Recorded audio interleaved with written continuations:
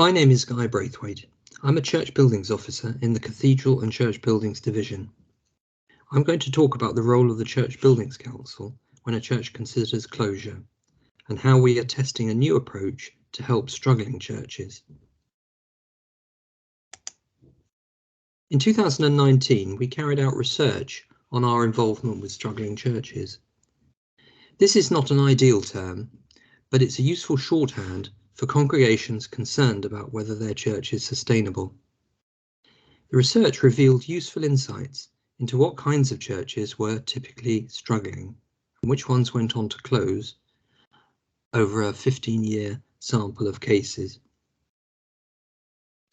We carried out a survey of dioceses and found that the commonest underlying causes for a church to struggle were the lack of people making use of a church, closely followed by the lack of volunteers, then unaffordable repairs, and then ongoing maintenance burdens, both in terms of cost and responsibility. What we know from past casework is that this situation might go on for years. Churches often have an intrinsic resilience, which means that they can survive lean times for years.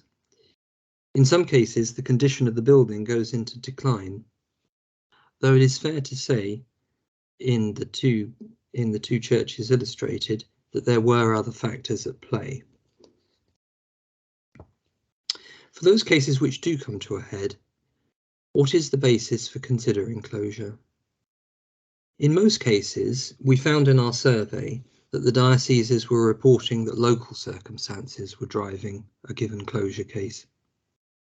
There were fewer cases where a diocesan strategy was the context and the main driving force. It may, of course, be a combination of the two.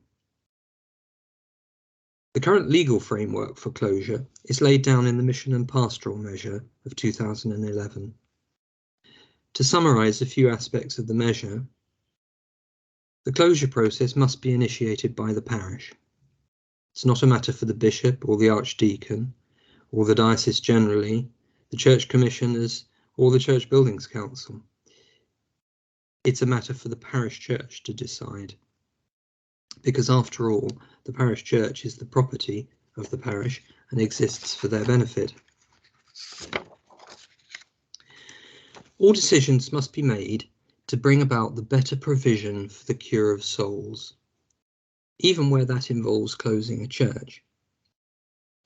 The process is managed by the diocese and the church commissioners, specifically the Pastoral and Closed Churches Division, but formal decisions are made by the diocesan bishop. There's a highly structured process for considering each case and allowing for consultation. This takes time, a considerable amount of time, and the long drawn-out nature of the whole business is one of the criticisms that's been levelled at the present measure. The role of the Church Buildings Council is to provide a report on the heritage interest of the church, its contents, and the churchyard, to assess the significance of all these elements on a nationally recognised scale, and to make suggestions on what scope there is for making changes to the building or changing its use so that continued worship is sustainable. This is the Church Buildings Report. It is intended to help in decision making, but I must stress that the Church Buildings Council is not a decision maker in this process. In the section on how the church might change and thrive as a place of worship and mission, we tend to accentuate the positive.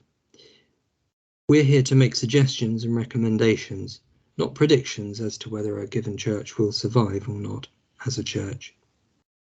If there's an appetite to try something different, we want to encourage that and give useful advice from a national perspective. This serves our remit to foster open and sustainable churches. The report, when signed off, goes to the Diocesan Mission and Pastoral Committee and must be in place when the committee considers the case formally. Ours is not the only information that goes to the DMPC. It considers finances, clergy provision, attendance, etc. Ultimately, it's for the Diocesan Mission and Pastoral Committee to make a recommendation to the bishop as to whether the church should close or not. Of those churches we report on, around half go on to close within the next 5 years. Not every case will have the potential for a rejuvenated future. For some, closure may be the only realistic outcome. For these, the process of closure goes forward. This includes settling the future of the church building, the contents, and the churchyard. Now, for the church building, there are 3 possible outcomes to this. Some are demolished. The slide on the left shows Eastbourne St Elizabeth in the Diocese of Chichester, demolished last year. And the one on the right is Radford St Nicholas in the Diocese of Coventry, which has yet to be demolished, but is likely to be so. Demolition is a rarity, it's fair to say. Most churches that close are converted to a new use, and the largest group of new uses is residential, whether as a single dwelling, as we see here at Long Lode Christchurch in Bath and Wells, or for bigger churches, it may be conversion into a number of flats. There may be other alternative uses. This slide shows Trinity Medical Centre in Hove in the Diocese of Chichester, formerly Holy Trinity Church. A small number of closed churches are preserved by the Church's Conservation Trust or other like-minded bodies, including the Friends of Friendless Churches. Slide 8, so that this slide shows Hemington St Mary, again in Bath and Wells, which closed and was vested in the Church's Conservation Trust in 2019.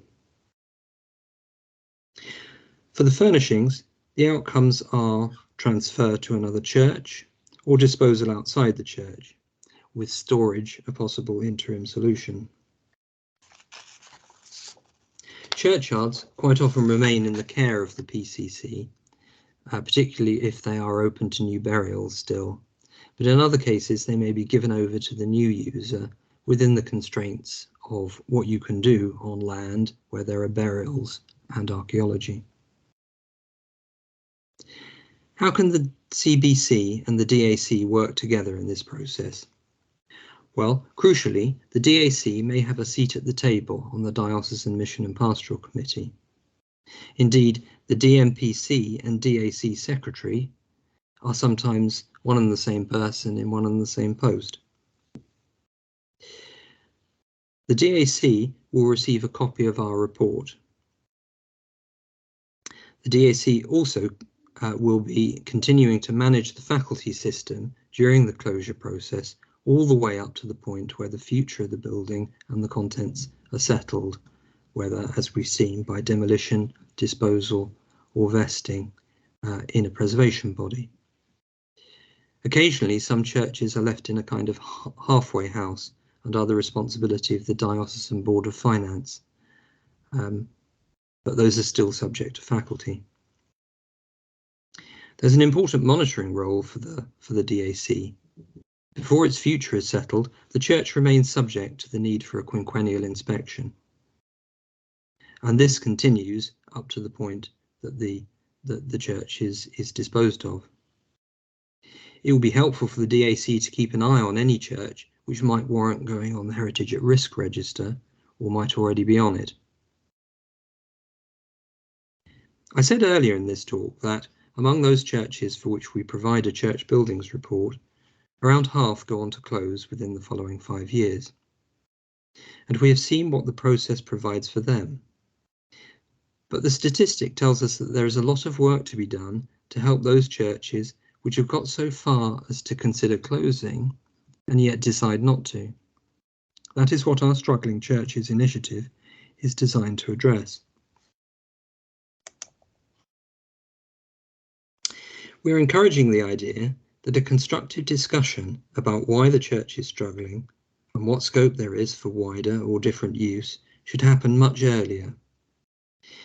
This is going to be much more productive than discussing it once the juggernaut of the statutory closure process has been set off. We want to encourage struggling churches to ask for help early on and before they trigger the closure process by having a vote on a resolution to close. The diocese will be the first line of support. But where you think we can make a difference, we're ready to consider getting involved through our new options appraisal service. If we do take part in that discussion, it will be as a partnership between us and the diocese and other agencies as appropriate to the case. For some, the future could be radically different. The two left-hand images show a church in West London, which is now a multi-purpose venue with cafe, post office, and indoor play. This wasn't the result of our options appraisal service. It's from a few years ago, but it illustrates the breadth of what is possible within the envelope of a parish church. With less of an obvious physical impact, the photo on the right-hand side shows a church in Luton hosting semi-formal office accommodation for hire on a short-term basis. The plan here was that the church would transfer to management by a community trust, with worship continuing alongside various other uses. But unfortunately, it didn't prove possible to bring it about without closing the church first. Now, the outcome might well prove to be the same, that is, a multi-purpose venue with worship as one of the activities in it. But in this case, the church is having to go through the complexity of closure first. In other cases, the answer for the church may not lie in new facilities or radical changes to the building. It may find a sustainable future in a new approach to management and governance, or in sharing the church for complementary use in a much more light touch way that would not really be all that noticeable. This will be familiar from faculty cases that DACs and we see all the time. To recap then, we have looked at the formal closure process and we have touched on a more creative and flexible approach to helping struggling churches. Last year, a review of the legal process for pastoral reorganisation and closure was launched. A green paper proposing a new measure was published and consulted on, first of all at General Synod. You can read the green paper and the responses to it on the Church of England website. The Church Buildings Council made a detailed response to the consultation. For struggling churches, we see a real prospect that we might be able to bring about a discussion of complementary or alternative use much earlier in the process and before a struggling parish gets to the point where it sees no prospect other than closure. A new measure could free this up by a more flexible use of lease or license and a different attitude to building management. We hope to be working closely with DACs to make this a reality. For further information, you can contact me, and here are my details. And you can access the Struggling Churches Advisory Service through our contacts page on the Church Care pages of the Church of England website. Thank you very much for listening.